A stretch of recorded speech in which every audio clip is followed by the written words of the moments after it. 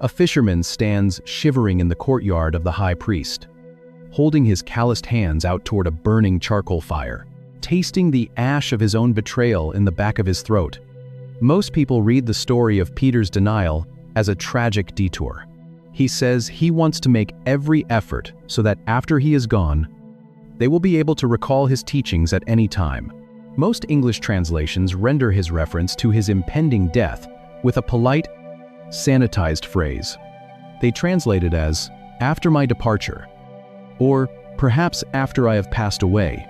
It sounds like the gentle, quiet closing of a door, but the word Peter actually dictates into the cold, damp air of the Mamertine prison is the Greek noun exodos. He literally writes, "after my exodus." The etymology of this word is staggering when you consider his context. It is formed from the prefix ek, meaning out, and the root hodos, meaning way or road, the way out, the exit path. It is, of course, the exact same word the ancient Greek Old Testament uses. For the central narrative of the Jewish faith, the story of an enslaved people breaking the iron chains of Egyptian tyranny and marching out into freedom. But for Peter, this specific noun carries an even more intimate, blazing memory. If you cross-reference this with the Gospel of Luke, chapter 9, Peter is standing on the Mount of Transfiguration. He is staring at Jesus, whose face is shining like the sun, speaking with Moses and Elijah. And Luke records the specific topic of their divine conversation. They were speaking about his exodos, the departure Jesus was about to accomplish down in Jerusalem. We assume it is a massive, humiliating disqualification that Jesus simply decided to graciously overlook. We think Peter stood on that mountain, his eyes burning from the blinding light, and learned a secret about how the kingdom of heaven operates.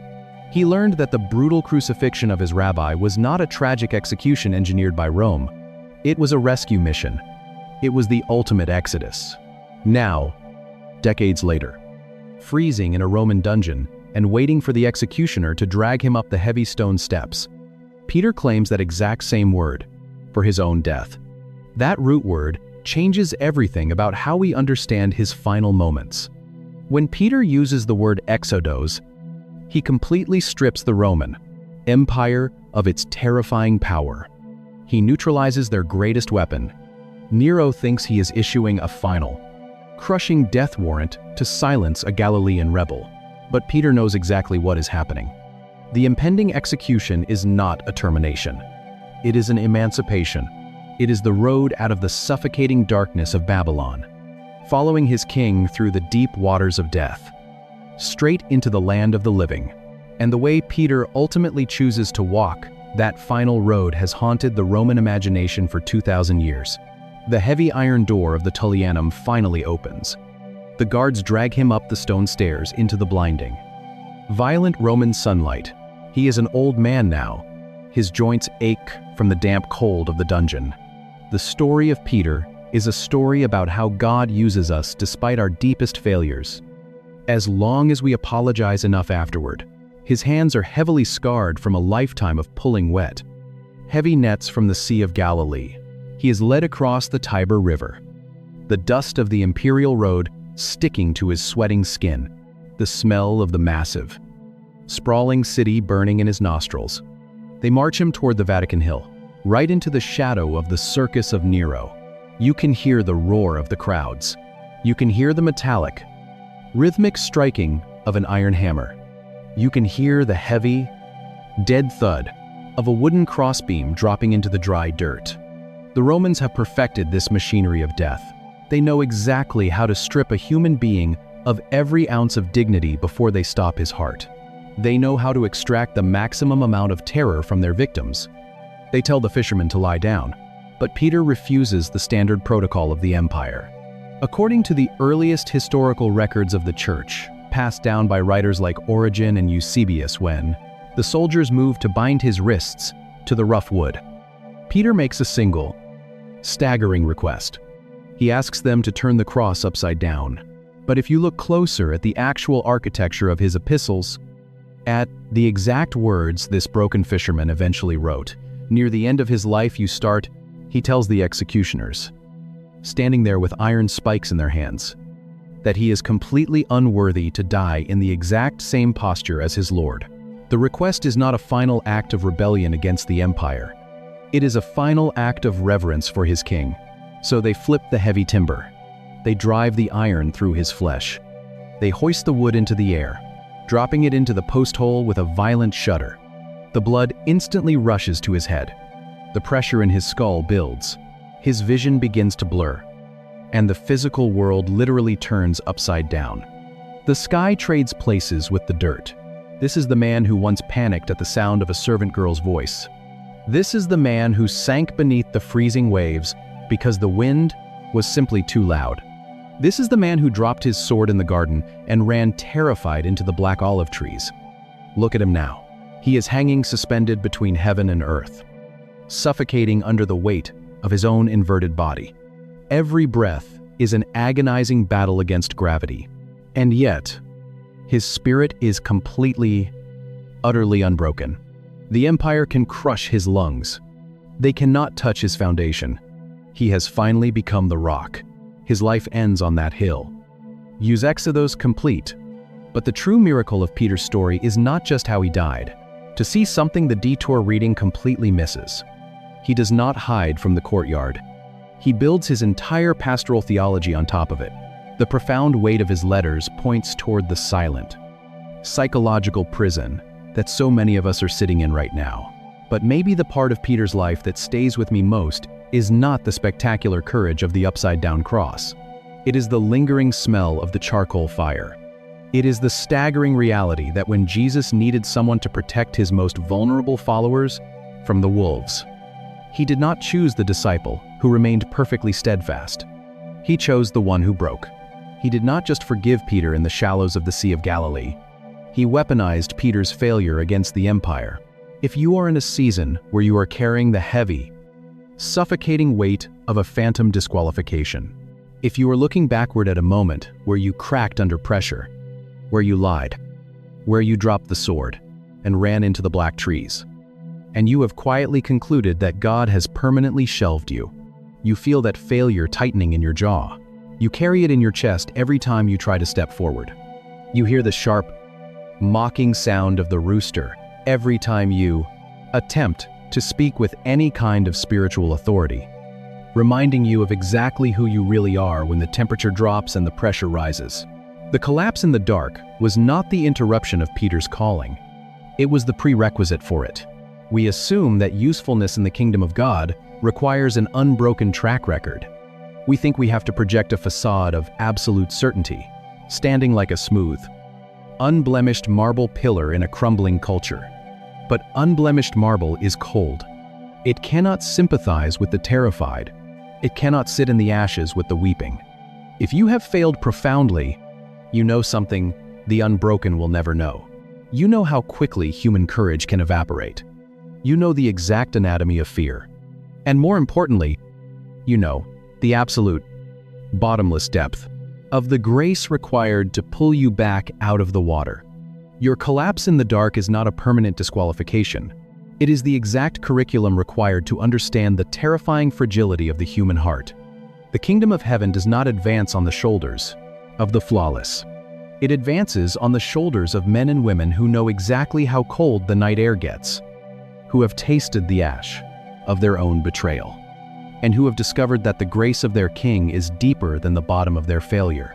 God does not just want your polished, confident declarations. He wants the broken, weeping pieces you left on the courtyard floor. Because when you look at the entire scope of what Peter lived and what he wrote, a staggering pattern emerges. To understand how the man who abandoned Jesus became the foundation on which the entire global church was built, it is a pattern that echoes from the freezing waves of the sea to the damp stone of a Roman dungeon. Picture the old fisherman in the dark of that Roman cell. The parchment is rough under his scarred hands. He can hear the heavy, iron-nailed boots of the guards pacing the corridor above him, but his mind is not on the executioner. He is looking back at the staggering, turbulent arc of his own life. He sank into freezing black waves and learned the exact limits of his own strength. He dropped his iron sword in the dirt and discovered that violence could not save the world. He wept bitterly in the high priest's courtyard and shattered the illusion of his own perfection. He sat by a charcoal fire at dawn and received the mandate to shepherd the broken. He wrote to terrified exiles in Asia Minor and built a living temple out of rejected stones. He sat chained in a Mamertine dungeon and claimed in Exodus the empire could not stop. He hung upside down on a Roman cross. You cannot look at his early miracles or his bold declarations. You have to look at what he put on parchment 30 years later, and finally became the rock his king prophesied he would be. One broken fisherman, one unshakable foundation. But here is the part I keep coming back to. The living stones. He did not build his pastoral theology on his breathtaking moments of triumph on the mountaintop. He built it on the grace he found at the absolute bottom of his failure. If you are in a season where you feel completely fractured, where you are convinced that your past cowardice or your secret collapse has permanently disqualified you from the kingdom, remember the charcoal fire. The master builder does not throw away the cracked stones. He uses the mortar of grace to make them hold the heaviest weight of the house. And may the God who built his entire church on the shoulders of a broken man take your deepest failures and turn them into the very foundation of your future authority. If this reached something in you, subscribe. Leave a comment. Even one word helps. Share this with someone who feels disqualified by their past. Pray for us as we keep digging into these texts. You have to step into another city, under another empire, where a very different kind of fire is about to be lit. 30 years have passed since the courtyard in Jerusalem. The year is roughly 64 AD, and the capital of the known world is burning. It is the worst night of his life. The air in Jerusalem is biting cold. You can hear the low murmur of the temple guards. You can smell the suffocating, thick pitch of burning wood carrying across the Tiber River. The ash falls on the marble streets of Rome like gray snow, and the night sky is stained and unnatural, bruised orange. Emperor Nero is desperately looking for a political scapegoat to deflect the blame for the inferno, and he finds the perfect target in a small, misunderstood, and entirely defenseless sect of people who worship a crucified Jewish carpenter. In the northern provinces of Asia Minor, what is now modern-day Turkey, rumors of the coming terror are beginning to spread among the scattered Christian communities. They are experiencing the first shivering tremors of systemic, empire-wide persecution. Their neighbors are suddenly turning against them. Local magistrates are eyeing them with outright hostility, and the cultural pressure is rising to an unbearable temperature. They are terrified. And so, from the belly of the Roman beast, a city he cryptically refers to in his sign-off as Babylon, an old, weathered fisherman sits down to dictate a letter. The document we call 1 Peter is not a theological textbook designed for a seminary library. It is a survival manual written for people who are about to lose everything. He addresses it to the exiles of the dispersion in Pontus, Galatia, Cappadocia, Asia, and Bithynia. These are people who have been pushed to the extreme margins of the Roman economy, the clanking of iron armor, and, somewhere in the distance, the sharp, unmistakable sound of a rooster tearing through the dark. They feel utterly alienated from the culture they once called home, walking through a land that has suddenly decided it wants them entirely erased. And the profound irony of the author cannot be overstated. The man holding the pen is the same man who once completely cracked under the pressure of a single servant girl's question. He is the man who panicked in the courtyard and swore he never knew the Messiah. Yet now, 3 decades later, he is the one writing the definitive guide on how to stare down the crushing might of the Roman Empire without blinking. He knows exactly what it feels like to be paralyzed by the threat of physical violence. He knows how quickly human courage can evaporate in the cold night air. But when you look at the exact metaphors Peter uses to stabilize these terrified believers, he does not invent new imagery. He does not offer generic philosophical comfort or hollow promises that the suffering will quickly pass. Instead, He reaches backward into his own history. He grabs the very concepts he once completely misunderstood, the lessons that required his own failure to fully grasp, and he begins to build a fortress out of them. And the architecture of that fortress begins with a very strange phrase about rocks. Jesus stands at the base of Mount Hermon. The massive limestone cliff face stretches hundreds of feet into the sky. He has just been asked a simple question by a servant girl, and he has lied. The air is heavy with the dust of the surrounding pagan temples. He looks at a volatile, unpredictable fisherman named Simon. He gives him a new name: Petros, rock. It makes no sense at the time. Simon is water. Simon is wind. Simon cracks at the very first sign of real pressure. He is the furthest thing from bedrock. But Jesus is not describing his current reality. He is prophesying his eventual destiny. Now, 3 decades later, that destiny finally arrives. Peter is writing to people who feel completely shattered. The empire is systematically crushing them. The Romans take their property. The local guilds revoke their trade rights. The magistrates push them into the margins. Their old friends turn their backs. The Roman culture looks at these Christians and sees nothing but disposable debris. So Peter writes them a line in chapter 2 that redefines their entire existence. He writes, "As you come to him, a living stone, rejected by men, but in the sight of God, chosen and precious. You yourselves, like living stones, are being built up as a spiritual house." They are not discarded rubble. They are living stones. The empire thinks it is scattering them into the wind, but God is actually gathering them into a temple. The persecution is the chisel. The social rejection is the mortar. The exact things designed to break them apart are the very... He doesn't just lie. He calls down curses upon his own head. He swears blood oaths that he has never seen the man they are currently beating, things shaping their rough edges to fit together perfectly. The physical stones of the temple back in Jerusalem are massive, smooth, and cold to the touch, but they are dead. Rome will eventually march in and tear them all down. Peter is writing about an architecture that Rome cannot touch, because this building breathes. Notice what Peter does here. He takes his own God-given identity, the rock, and he democratizes it. He shares it with the broken people holding his letter. He tells them they hold the exact same structural weight. But stones are only a foundation. Stones do not bleed. Stones do not weep in the dark.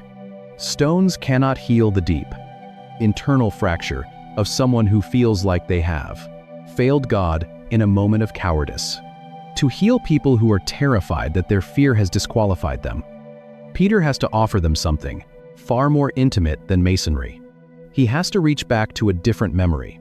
He has to take them back to the edge of the Sea of Galilee, to the smell of roasted fish at dawn, and to a very specific Greek verb. The most critical instruction Peter gives to his suffering readers is hidden in a single Greek verb: to see it. You have to go back to the Gospel of John, chapter 21. Jesus has risen from the dead. He is standing on the shore, in the adjacent room. The text says he begins to anathematize himself, invoking divine destruction just to prove his absolute distance from his closest friend. Of the Sea of Galilee in the pale morning light, the smell of roasted fish and salt water hanging in the cold air. Peter has just waded through the freezing shallows to reach him. They sit by a charcoal fire, a deliberate, agonizing sensory echo of the fire in the high priest's courtyard, where Peter denied him. Jesus asks Peter if he loves him. Peter says yes. And Jesus gives him a command: feed my sheep. But the English translation obscures the weight of what Jesus actually places on his shoulders. The word translated as feed or shepherd is the Greek poimaino. It appears throughout ancient texts to describe the ultimate responsibility of care. The root meaning of poimaino goes far beyond just tossing grain to animals in a field. It means to tend, to govern, to guide, and to protect with your own physical body. It is an all-encompassing word for entering into the dirt and the danger of the flock, literally standing between the vulnerable and the wolves. If hearing these ancient texts opened up like this is stirring something inside of you, you are exactly who this channel is for. Drop a thought in the comments and hit subscribe. Because every week, we dig into the language beneath our English Bibles to find what has been lost. In translation. So Peter takes this staggering assignment. Jesus entrusts the ultimate care of his people to the one man who had just proven he could not. The shame is so heavy it practically has a gravitational pull. For 3 years, Simon Peter was the loudest voice in the room, even care for his own courage. Decades later, when Peter is writing his letter to the terrified, persecuted Christians in Asia Minor, he reaches the 5th chapter. He turns his attention to the elders, the leaders of these frightened house churches, and he tells them exactly how to lead people who are facing the crushing threat of the Roman Empire. He writes, "Shepherd the flock of God that is among you." He uses the exact same word, poimaino. He hands them the very verb Jesus handed him on the beach. He is telling them that true leadership in the kingdom of God requires getting down into the dirt with the terrified. It means sitting by the fire with the ones who have failed, the ones who are doubting, the ones who want to run away. This is the paradox of Peter's authority. Pastoral care is not a status you achieve by maintaining a perfect track record. It is a posture you learn by surviving your own profound failure. The man who was broken in the courtyard becomes the man who can hold the brokenness of the empire's outcasts. But his first letter is only the beginning of his written legacy. Because just a few years later, the political temperature in Rome reaches a boiling point, and Peter finds himself holding a pen in the darkest, coldest place he has ever been. A heavy iron grate slams shut. The thin sliver of Roman sunlight vanishes. The air immediately turns to damp, freezing mud. He was the one who threw his legs over the side of a boat into freezing black waves. He was the one who pulled an iron sword. This is the Tullianum, the lower dungeon of the Mamertine prison. It is the holding cell for the ultimate enemies of the state. The floor is slick with human waste. The stone walls sweat cold water in the dark. You can hear heavy iron chains dragging against the rock. You can smell the suffocating, concentrated rot of the empire. Rome breaks kings in this cell. Rome breaks rebel generals in this dark. They expect the old fisherman from Galilee to finally crack. He does not crack. He dictates. He asks for parchment. He dictates his second letter, 2 Peter. It is his last will and testament, pushed onto the page in the pitch black. Above him, the city is spiraling into madness. The persecution is no longer just economic. It is bloody. Nero is turning Christians into human torches to light his imperial gardens. He is throwing them to dogs in the arena. The terror is absolute. False teachers are infiltrating the panicked house churches. The believers are terrified that they have followed a fairy tale, that the return of the king is a myth, that they are dying for nothing. Peter has no time for pleasantries. Every sentence he writes is sharp. Every command is heavy. The clock is ticking down. He tells them to add to their faith virtue. To virtue, knowledge. To knowledge, self-control. To self-control, steadfastness. In the garden when the torches came winding through the olive trees. Now, he is just a man backing away from the warmth of the fire. He is rapidly building an internal wall that the empire cannot breach. He tells them they did not follow cleverly devised myths. He reminds them of the majestic glory he saw with his own 2 eyes. This letter is not a plea for rescue. It is a transfer of command. He knows he is never walking back up those stone stairs. He knows the footsteps of the executioner will echo in the corridor any day now. Decades ago, on a beach in Galilee, Jesus prophesied that when Peter grew old, another man would dress him and carry him where he did not want to go. That moment has arrived.